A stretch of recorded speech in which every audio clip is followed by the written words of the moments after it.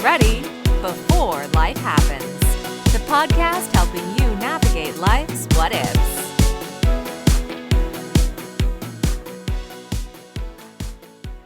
Most money challenges are really about trust, communication, and the questions families often don't get around to asking. Welcome to Get Ready Before Life Happens. I'm pleased to be joined today by Emily Bouchard. Emily, welcome to the podcast. Thanks so much. I'm so delighted to be here. Yeah, I'm honored to have you on the show. You've got a great message, so, excited to jump into this. So tell us a little bit about yourself. What is your origin story, and how did it lead you to focus on family dynamics? Oh, yeah. If you want to know my origin story, you can listen to my TEDx talk, How to Talk About Inheritance Without Talking About Money. I go into some detail about that. But basically, when my mother died really suddenly of a cerebral hemorrhage, nobody in my family knew how to talk about issues that really mattered to us. And I was 14 at the time. It was very challenging. And I really saw how my family was impacted. And we ended up becoming like really distant from my mom's family as a result. And it just was so sad. And I ended up being very interested in this impact on me. I did a degree in child development that I got to create because my university didn't have that as a course. And Oh, I did a whole study on what is it like to be impacted by an illness when you're a teenager and you become a young adult. I was really interested in child development from that stage, like coming into your own adulthood and when there's a trauma that happens when you're a teenager. And I ended up becoming a child life specialist and working in hospitals. And I saw the impact on the whole family system when a child was sick. And that led me to get a social work degree and a specialty in marital and family therapy to see if I could help families navigate and be resilient in the face of major challenges.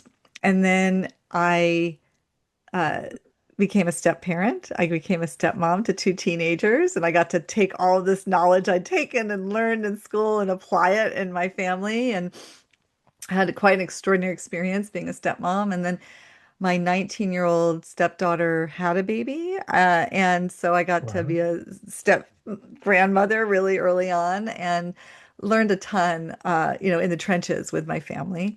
And I ended up being referred by a colleague to a consulting firm that worked with families with operating businesses that were looking at how to prepare the next generation for the ownership in the family business, or if they weren't going to be working in the business, how to interface with the family members that were, or if they were going to sell it, what to do with this money that they had, or if there were contentions among shared ownership and needing to look at exit strategies. So really contentious, emotionally charged issues related to something that was really at stake. Um, and I became a listening coach for this firm because of my specialty in youth and education, and then family dynamics around very challenging topics and issues.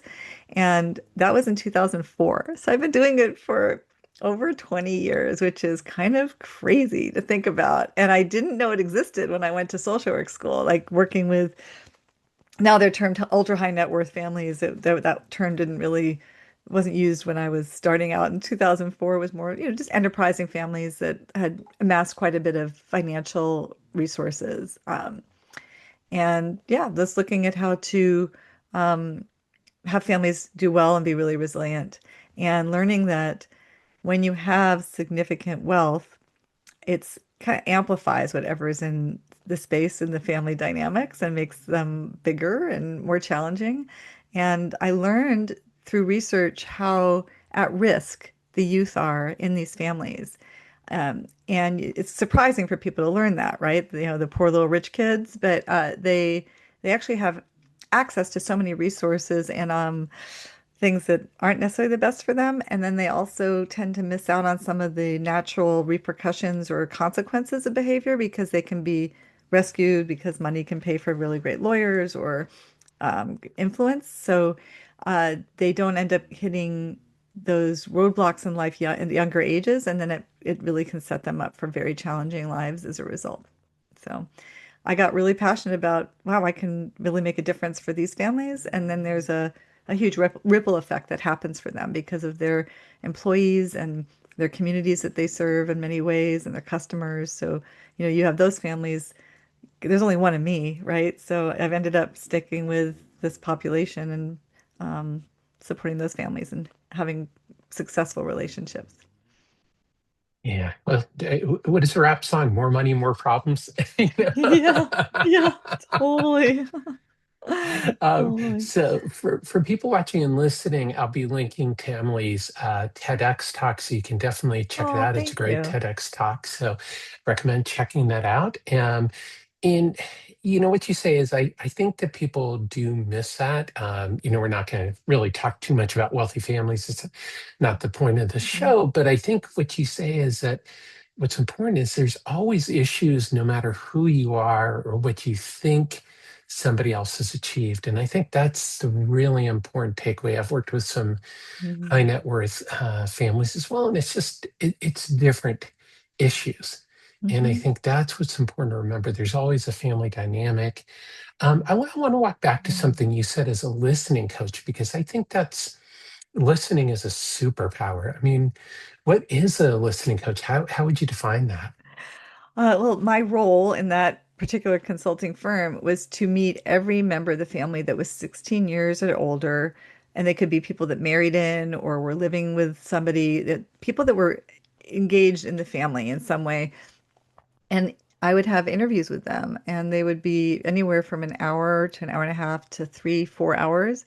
I can't tell you how many founders I've, asked them to block out 3 hours, and they're like, "Oh, this isn't going to take more than 30 minutes." And then like 3 hours later, they're like, "Wait, can we continue?" Because, having a dedicated listener that also asks really probing questions around things that matter the most to you that's a real luxury. And that was my role, was to just learn as much as I possibly could about the family dynamics, the skeletons in the closet, the stuff that's swept under the rug, the what ifs, the typical dynamics that can happen. Like, oh, if you bring up this topic, what happens? Or if there's a bit of a conflict, how is it addressed?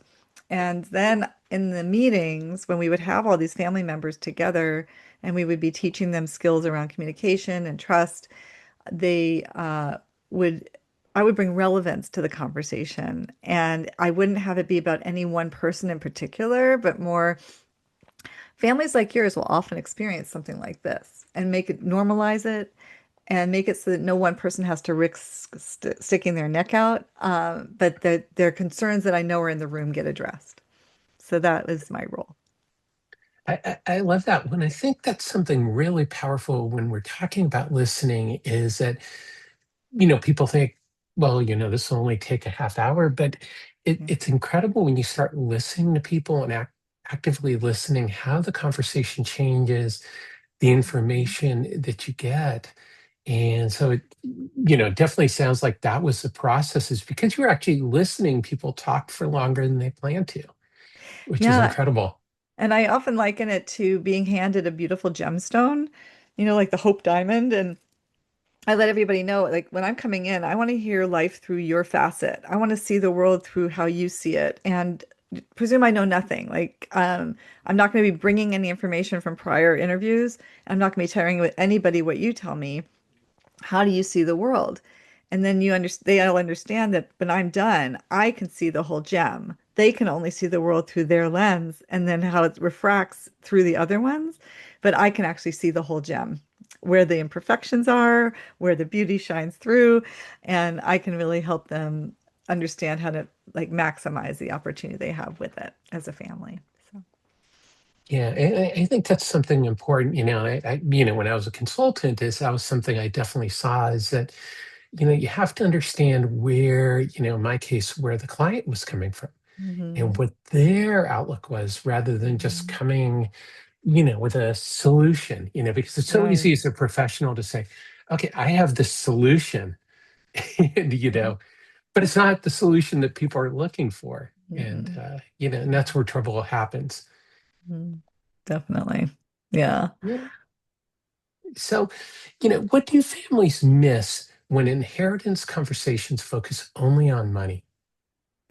Oh, So I often recommend having money be the least important part of it because, in a sense, you don't know how much money is going to be there when the money transfers, or even if it does transfer, things typically become accessible or utilized in different ways during a major time of transition, like a parent has passed away, a grandparent has passed away, or maybe there's been a liquidity event that's caused it to happen. And so the most important thing is to really get clear on what the purpose is of the family and of whatever resources you have. It doesn't have to be huge wealth either. It can be as simple as the house, right? You have three kids, you have one house, and you have a wife from a second marriage who's in the house. How does this look if you're going to transfer the ownership of the house to the three kids, but their stepmom's in the house? Yeah, is she going to be paying rent to them? Is she like, so you really want to start with what's our relationships to each other? What's our purpose of this? With what we have, what do we want to have happen in each other's lives because of it? Kind of the wishes and hopes, and then also the concerns or worries.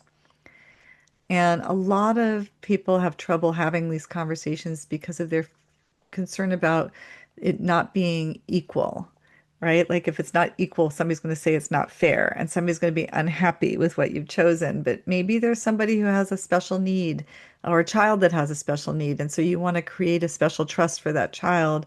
And somebody else is doing really well in their work and you know that they're going to be totally fine financially. But how do you set it up and talk about it in such a way that everybody feels like they understand what your thought process was, they understand what your hopes are for them and why you've set it up the way you have. And that can make such a difference in terms of how people experience it when you're no longer there and they have to deal with the how the plan was laid out. Yeah, I love that is you have to put context to your decisions is I think that is so important. And in fact, by the time this episode comes out, I've created a financial readiness plan template that people can go to my website to learn more about. Um, Mhm. but part of it is to create something that's a little bit more than a letter of instruction, but to provide context to the decisions that you make and to be able to record them and in writing so that people will know because that's something that's often missed is, people oftentimes have really good reasons for making decisions in their legacy planning, but they don't tell anybody about them. And then, like you're Mhm. talking about, the kids are upset because they didn't feel like they got what they were expecting. And it's like, maybe the person had a good reason, but if they're passed away, you don't know what that reason is.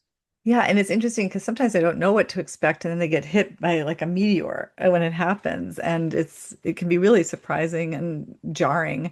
And I'll share a story because I think this is important too. I think a lot of people spend a lot of time making decisions about what they're going to do with their attorney, maybe as a couple, but they don't include their beneficiaries in the conversation. And that's a really misstep. And again, you don't have to talk about numbers per se, but you can talk about the thinking behind it and maybe percentages or what it is. And I'll give an example because I do a lot of work with step families along with the ultra high net worth work that I do. I also do a lot of writing and I work for, like, I've written for Stepmom magazine and I have some resources for step families because it's so fraught in terms of bringing families together and whatever I can do to support them, I want to. And there's an example of a family I worked with where he wanted his children, two from a prior marriage and two together, treated equally. And she wanted the two that they had together treated fairly because the other two had a mother and they were going to get benefit from their mother's estate, but their two children were only going to benefit from their estate. And so she said it's only fair to treat them differently. And so they needed to come together in some way that made sense from both of their different values and what the history was and why they felt the way they did. And they worked with me. I did, I don't know, maybe 3 months of coaching with them. I do some archetypal work around money types and help them understand what was motivating them. And we looked at their values and their history, their money stories. And they came together and they came up with a solution that was quite unique and really original. And then I encouraged them to share it with all four of the children who were all adults before they signed on the dotted line to see if there was any additional thoughts or input that they might have, because they're going to be the beneficiaries of what you're creating. And so they agreed. And so I did some like preliminary work with the children ahead of time. And these are like people in their late 30s and late 20s, and they had lives of their own in different ways. And so they were prepared, and everybody knew it would be a safe space to have a conversation. And the parents kind of gave their reveal about what they were thinking of for their plan and how they came up with it and why.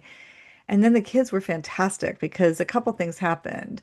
One was that the older children, who were closer in age to their stepmother, uh, said that they really thought that was great to know because they wanted her to live a long, healthy life. And that meant that they knew not to expect or count on any resources coming to them during their lifetime per se, but that it'll be useful for their children. And so that they know that they needed to really hunker down with their retirement planning and also the education for their children, because the parents hadn't said anything about paying for their grandchildren's education in any way or any kind of lifetime giving. And the parents sat back and they said, well, we'd be happy to help pay for some of the kids' tuition and their college. And that's a value we hold dear. And the advisors that had referred me were like blown away because they were like, we have been talking about lifetime giving since we started working with them. It's tax advantages. There's different accounts you can use. There's different ways you can do these things to set up generation skipping. And they were like, no, no, no, we're not going to give any money while we're alive. And then when this happened, they were like, oh, we can totally do that. And it was just this amazing opening that happened that had never been even on the table to consider because of how they had originally approached it. And so then they set up some accounts for grandchildren, current and future. And that was super helpful. And then the other conversation they had that I had to coach the parents to anticipate, there might be some questions they're going to have that are separate from what you're saying, was that one of the daughters was a physician. And she said, Dad, you've named me as your medical directive, power of attorney, but I don't know what your wishes are. And I can never talk to you about it because you're always like offended. And I just want to make sure I'm doing what you want me to do. But he was uncomfortable talking about, his mortality. And so he avoided the conversation. But because I was there facilitating it and they'd had my coaching and we worked through it, they had a really important conversation about end of life wishes and all kinds of different things around health and wellness. And what if somebody has memory loss, but they're still physically well? Like all kinds of different things went to the DNR. And that daughter and the parents were so grateful because they'd never been able to have that conversation. So there's so much that can happen when you create a safe space where there's that ability to talk about the most burning questions that are on your mind about the future and what you want to have happen. Yeah, and I think you said, well, so much what you said is amazing. I think, Yeah. one important takeaway is that if nobody knows your wishes, they can't follow through on them. And that's Yeah. always something I come back to, is that you have to somehow communicate your wishes if you want them acted upon. Otherwise, people Mhm. are just going to be, like in this case, taking their best guess at it. Yeah. And that's probably not in line with what you'd want. And So, it can be hard if somebody thinks they know, and then somebody else says, "No, I talked to Dad, and he said no," and then you have contention among everybody. But if you do it together and there's transparency and everybody's getting the same information at the same time, and you have a record of it, it makes it so much easier in the time of crisis. Yeah. yeah, well, I went through that, with my mom and my sister, when my mom was Mhm. sick, Oh, we had a, different understanding. oh no. And so there was definitely tension, and it's not tension that goes away very easily or very quickly. No, and we're talking about the person's life and their well-being and oh, I'm so sorry you went through that. And it's a very common occurrence. My father's 91 and my brother and I were just visiting him and we sat down with him and my brother's a power of attorney and the durable power of attorney uh and he said, Dad, I really want to understand like when does a DNR go into effect? Because I get different messages from you. And then it became really obvious that it got very convoluted in his mind because he was talking about, well, when I can't have control over my bladder and my bowel. And we're just like, well, Dad, that's this isn't like a euthanizing area where like we can say, oh, he's lost his, so he's mentally competent, but we're gonna no, you are gonna be absolutely taken care of to the best of our ability. But if you were to uh, be unconscious for some reason and you couldn't make a decision, are you saying that if you've gotten to the point where your body is starting to break down, that's our indication that there's no reason to resuscitate or to do any life-saving measures in that time? And he said, yeah, that's what I'm trying to say. So we had to keep going back and forth to find out what he really wanted and really drilling down with him. And his he was tracking like two different conversations at the same time, and so we needed to help him sort that out, and it was really helpful for us to hear it together, to help work through it together, and then write down his wishes so that our other brother can know it, and then we could have it added to the legal documents so that we knew that, and we could give it to the medical professionals if they become involved. Yeah, and I think what you said there is super important is have everybody there at the same time and on the Mhm. conversation so they know that that's really what the person wanted. Because that's the other thing in families that happens is somebody Mhm. says, well, I think you're just sort of making it up. That's not what dad would have really wanted. Mhm. And so that's where things get really dangerous. But if you put it in Yeah. writing, you have conversations with everybody, as you can avoid some of that Mhm. turmoil. And the way I look at it is it's a gift that you're leaving to your family, Yeah. um, taking that off their shoulders. That's so Um, true. besides you getting what you hope for, Yeah. besides having your wishes fulfilled, because it's one thing to have wishes, it's the other thing to have your wishes fulfilled. Mm-hmm. Yeah, it's interesting. I'm writing a book at the moment. We're just finishing the manuscript with Charles Feltman. It's called The Little Book of Trust and Money, an essential primer for families. It's going to be coming out in November of 26. Cool. And there's a whole chapter devoted to transparency. How do you build the trust within the family so that you can have these conversations and have them go well? And what happens in families when you're not transparent and you hold secrets and you tell one person one thing but something to somebody else? What kind of mischief that can cause and real discord. So we've gone into quite a bit in terms of how to be sincere with each other and share what's on your heart and on your mind related to topics around money, to support families on that. And that's one of the chapters is on transparency. Cool, cool. Yeah. Well, look forward to checking out that book. It sounds like a Mhm. great book, is because trust is so important. And actually, that was pretty much the next question. Oh, Is why is a framework of trust essential in this area? well, because every time we're making a financial decision, there's some sort of trust involved, right? I trust that, I'm going to do this transaction and I'm going to get what I've paid for. Or within a family system, it could be, I'm trusting you with this credit card and that you're going to use it the way it's been intended and that you're going to pay back with interest what you've bought that's not part of it. Like, but parents seldom have conversations at that degree, right? It's more like, oh yeah, you can use a credit card for gas and, you know, uh, like they might give them very broad ways of, and for medical emergencies or something like that. And then, they get the credit card bill and there's, Netflix is on it or some Uber rides or Uber Eats, or, whatever it might be like, that they might use it for. And maybe the parent doesn't pay attention right away or they ignore it because it's just a few things, but it adds up over time. And then more and more things might get used and say, oh, we never really set up really clear parameters about what this is for and how to use it. So that becomes a really important conversation to have around this is what this is for. This is when you can use it. This is when you need to be doing your own spending with your own money, or you need to be reimbursing us if you're using this because it's convenient right away by sending us a Venmo through your account, whatever it is. But there needs to be accountability with this. And so that's a whole other aspect in terms of trust is how you go about setting up your understanding of what your agreements are and your decisions around how money is being used in the family and as a couple or with the kids.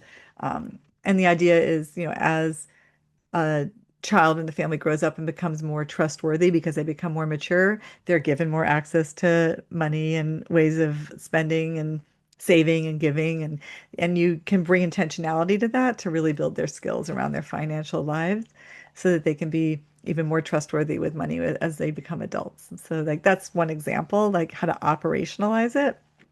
And in the book, we have a framework that talks about trust in four different domains. So one is sincerity, and that can be used with transparency. And then the other is reliability, right? So is somebody doing what they say consistently? And are they reliable? Can you really depend on them?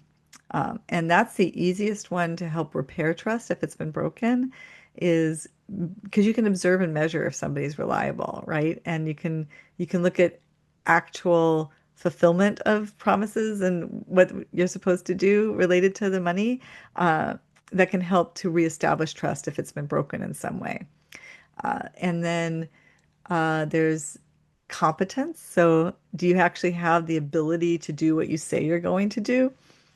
And I'll liken this to like my 13-year-old granddaughter saying she'd take me to the airport, and she might be totally sincere, she might be completely reliable, but she's not competent. She's not given. She doesn't have a driver's license. She's never driven before, right?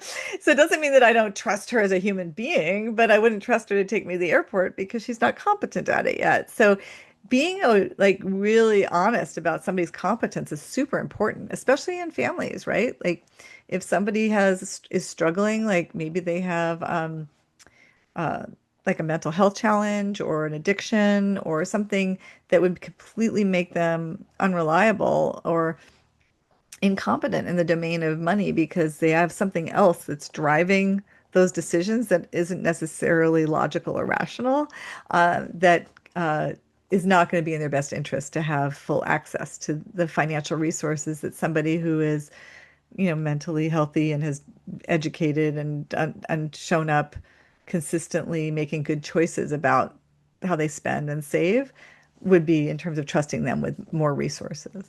So competence. And then the last one is care. Do we care about what each other care about? And how do we demonstrate that care with each other? And families need to be really careful about their care because sometimes it can fall into what might be called enmeshment or enabling, like where because I care about somebody, I keep giving them money even though they're not showing up as responsible because that's how I show my love for them, which is could be to their detriment. So there's ways to show care that can also be with giving somebody clear boundaries or clear guardrails as well, depending on how trustworthy they are in the other domains. So it helps you contextualize where the trust has been broken down and how to fix it. I like that.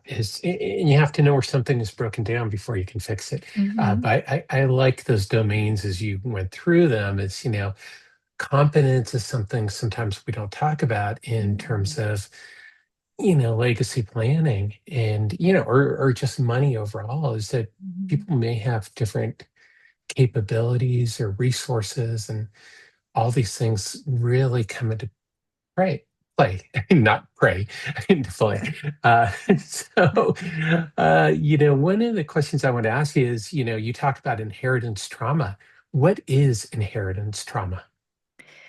Oh, how much time do we have? So I think it's really important for people to be aware of this because when somebody is completely in the dark and there's this void related to what they're inheriting, and then they suddenly find themselves inheriting it, and they have not been prepared adequately for it, it has been likened to a meteoric event. Like, something's coming, you don't know how big, you don't know when it's going to hit, but the moment it does, your life is dramatically changed and will never be the same, right? Typically, it means you've lost a loved one, and it means you've gained something in terms of financially, but there might also be all kinds of rules and restrictions and having to work with a trustee going forward. And there's a whole other language in the financial world, and there's so much jargon and there's so many things to understand. And there's a great analogy that's been used in this space for quite a while, which is the idea of being a foreigner in a foreign land, right? Like if you are raised in Paris and you only go to English speaking schools and you only speak English at home and everybody who works in your home speaks English and you're never exposed to anybody who speaks French your entire time you're in Paris. And then you become 18 or 21 or 25, whatever the age is of your inheritance, whatever it might be. And suddenly you're told you now need to be completely fluent in French and be successful in Paris without knowing how to speak the language. You've put somebody at a real disadvantage, and it can be quite traumatic.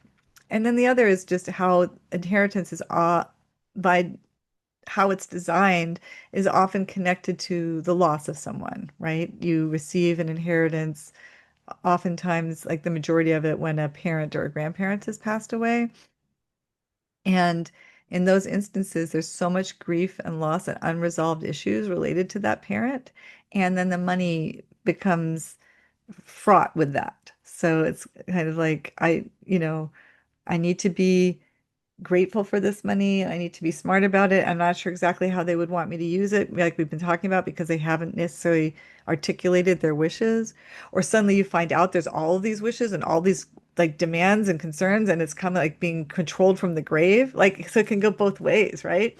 And it's that when there isn't that transparent communication, when there isn't that inclusion, and somebody receives an inheritance, um, it can have a lot of emotional repercussions in their lives for sure.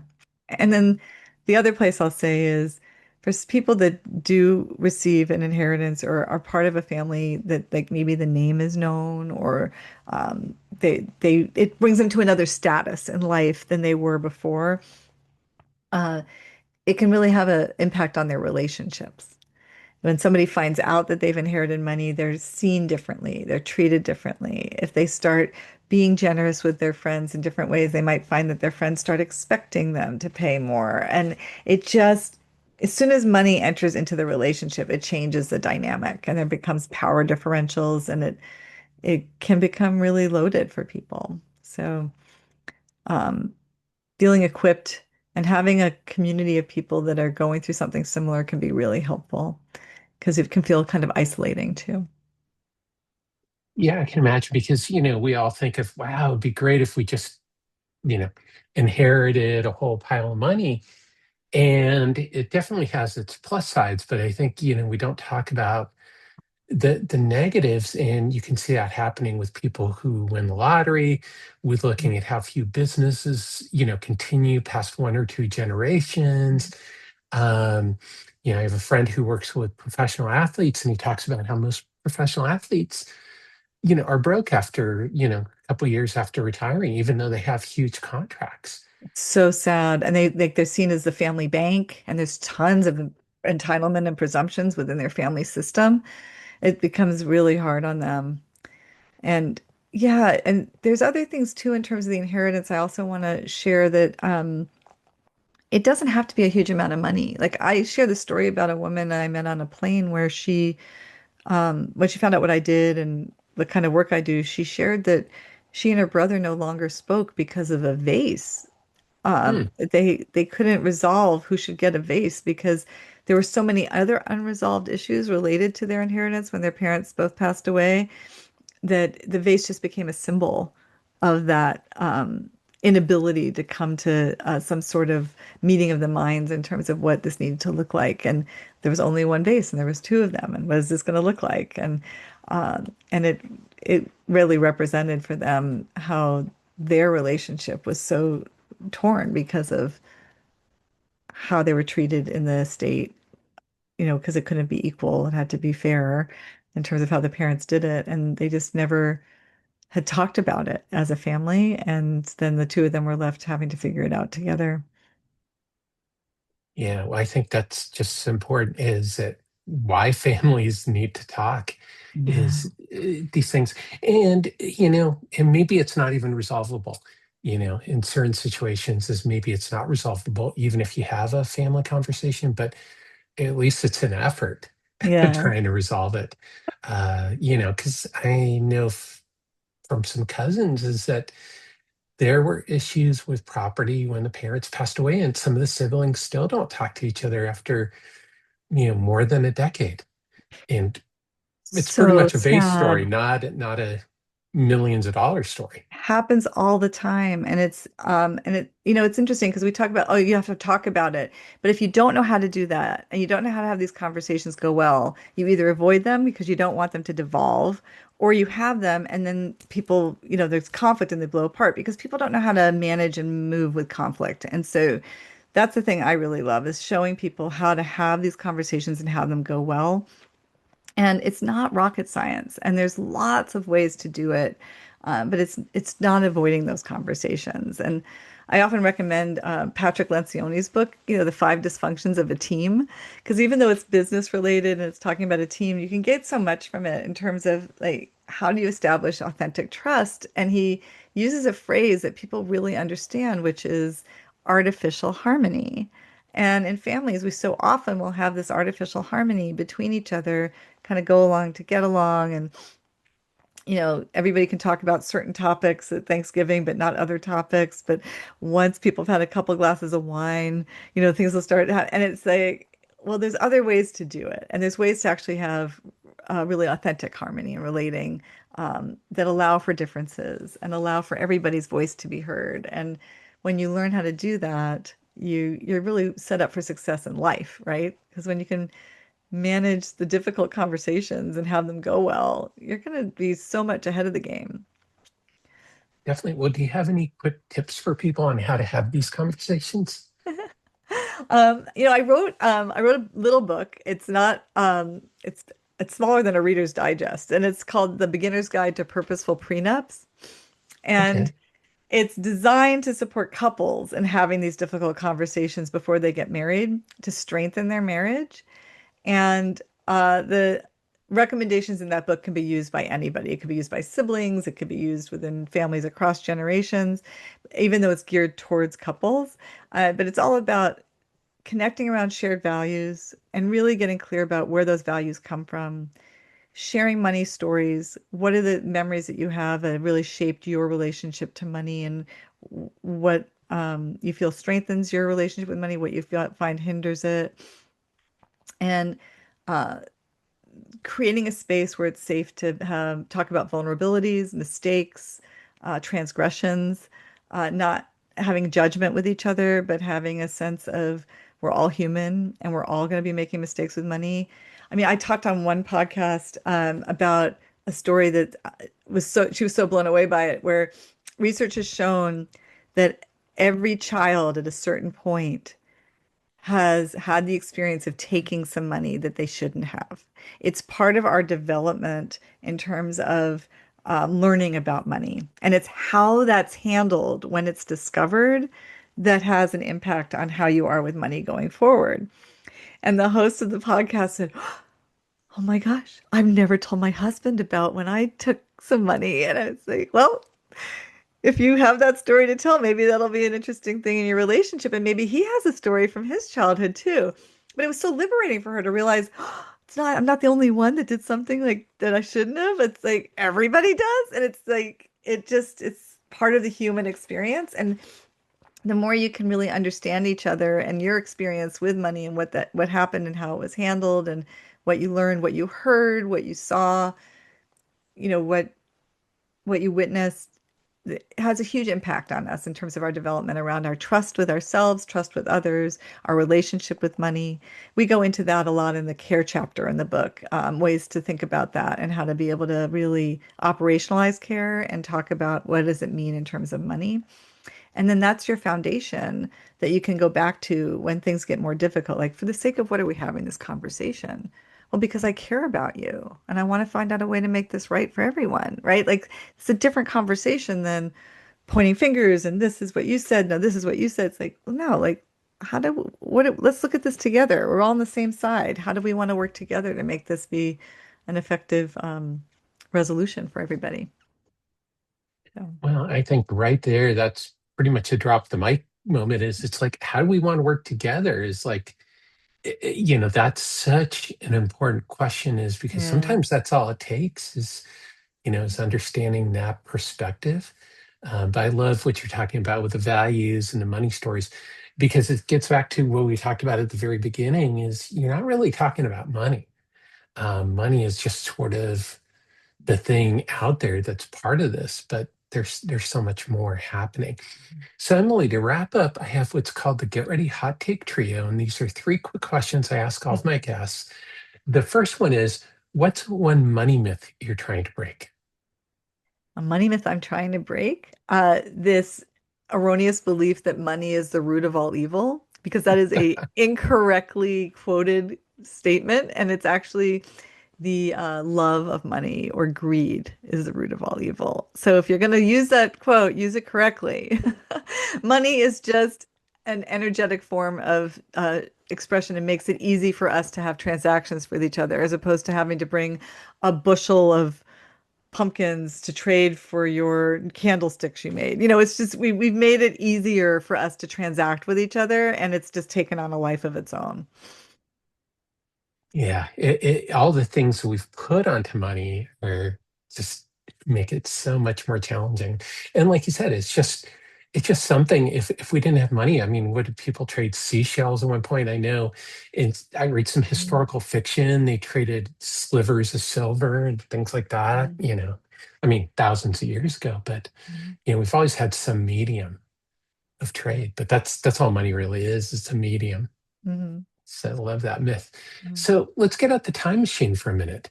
If you could go back in time knowing what you know now about money, what advice would you give your younger self? Oh my gosh, I can imagine everybody saying this, but Einstein said the most powerful force in the universe is compounding interest. And it's the sort of thing where if my younger self really understood that and immediately started saving and just continued to save every week, every month, every year, that little bit would have compounded to be a lot more than what I have right now. So that it's an extraordinary thing when you get to see it in action. And what a simple, small act can do over time is just so extraordinary. It's the ultimate thing to leverage. I mean, well, one, yeah, compound interest is definitely by far the leading thing that people say here. But I think what you said is so beautiful. What a simple, small act repeated over time can do is that not just with money, but that just is striking me so deeply is just because it's anything that you do Mhm. over time, small, simple acts of gratitude, of friendliness, or whatever, that all of these things compound over Oh, time. yeah. So, Kindness. Yeah, absolutely. so I absolutely love that. Mhm. That's wonderful. Thanks for sharing. So to wrap up, what's your number one tip to change the way we think about money? Oh, I love this. I'm gonna go back and listen to all your shows and hear what other people say. I think the most important thing I've seen is to shine a light on where you feel the most shame or unresolved areas around money, because when we keep that in the dark and we feel like we're the only one that's done it, or it's unforgivable, or anytime there's regret, like find where there's any kind of regret around money, like I don't know, a bad financial decision you made, or when you got scammed, or whatever it might be. Everybody's had different experiences. If there's a way to bring self-compassion, self-forgiveness, and healing to it, and really look at how you can learn, things will start to shift.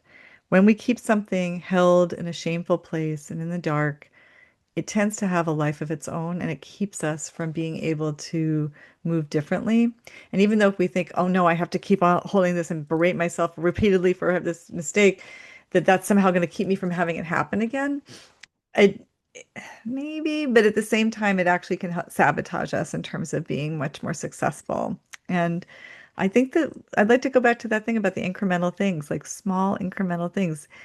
If you like if you have something big happening in your life around money, whether it's debt or taxes or needing to pay for, I don't know, child's college, whatever it is, start now, start small and build it up slowly over time, or incrementally. Make it a small, regular action so that it becomes doable. Definitely. Yeah, just think of a snowball. Yeah, It starts small and it gets bigger. yeah, it's bigger. So Yeah. So I love that. So, Emily, where can people learn more about you, your work, and tune in to your podcast, the Wealth Coherence Podcast? Oh, thank you. So Wealth Coherence can be found on YouTube or Apple or Spotify, anywhere you listen to podcasts, and basically focus on true meaning of wealth, which is well-being. So I focus on the non-financial aspect of wealth, like our health, our emotional well-being, our leadership, like the different other aspects of our lives that make it a truly rich life. And uh, you can find me at emilybouchard.com. I tried to keep it simple with just the name. And then I'm on LinkedIn. I'm really active on LinkedIn. I have a newsletter there and post regularly. So that's a good place too. Fantastic. And for everybody watching and listening, if you have access to the show notes, you'll be able to find all those links in the show notes. Emily, thanks for joining us on Get Ready Before Life Happens. Thanks so much, Tony. It was a total delight. Yeah, this is a lot of fun. And thank you, everyone, as always, for tuning into this episode of Get Ready Before Life Happens. If you learned something today to change the way you think about money, please be sure to subscribe and to share with a friend. You can also join the Get Ready movement at tonystewart.com to receive my newsletter and access to a whole bunch of free resources. If you want to support the podcast, you can go to buymeacoffee.com/TonyStewart and support the podcast. Because when life happens, the way you think about money matters.